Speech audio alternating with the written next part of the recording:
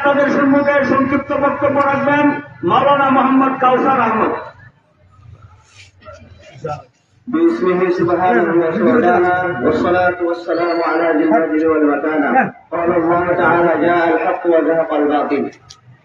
সাতপন্থী সাহাবিয়ানি যে দলটা এই ভারতের মদদে বাংলাদেশ আওয়ামীদের মদদে এতদিন পর্যন্ত আমাদের মাথার উপরে কাঁঠাল ভেঙে খেয়েছে, আমরা কিছু বলতে পারি নাই, আমরা সহ্য করে গেছি।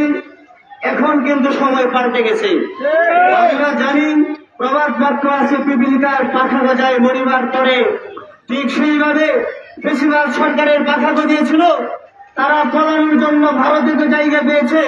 কিন্তু এই বেশিরভাগ সরকারের মদত নেওয়া যে সাতপন্থী জামাত আছে, তাদেরকে বলে দিচ্ছি তারা কিন্তু বাংলাদেশে পালানোর জায়গা খুঁজে পাবে না। তাদের সকল জায়গা থেকে, সকল আস্তানা থেকে তাদের সকল কার্যক্রম বন্ধ করে দিতে হবে। তাবলীগের পরিভাষাকে তারা ভঙ্গিত করেছে। তাবলীগের মধ্যে কোনো মারামারি হানাহানি কাটাকাটি ছিল না, তারা এটার ভিতরে মারামারি করেছে, আমার ভাইদেরকে উলামায়ে কেরামকে হত্যা করেছে।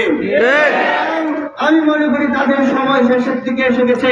তারা যদি কোনো আওয়াজ, কোনো কথা এই বাংলার জমিনে, আমাদের এলাকায়, আমাদের ইউনিয়নে বলতে চায়, তাদেরকে কোনো ঠাঁই দেওয়া হবে না, হবে না, হবে না।